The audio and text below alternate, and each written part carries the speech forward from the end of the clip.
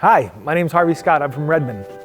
Today we want to talk a little bit about cost of de-icing during winter storms. Some people think that Ice Slicer is more expensive, but if you're looking at the total cost of maintaining winter roads and managing storms, Ice Slicer will actually save you money. What we found is that there's actually a huge savings. And the reason this is because there's a myriad of other things that you have to consider when you're talking about maintaining roads during winter storms. So did you know that de-icing material only accounts for about 8% of the total cost of winter maintenance? The other 92% come from several things. You have really direct and indirect costs. Direct costs are things like labor, equipment, fuel, product, and cleanup.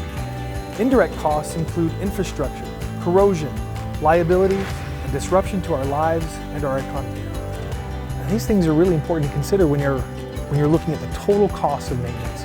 And when you look at both of those, direct and indirect, the choice of product becomes pretty clear.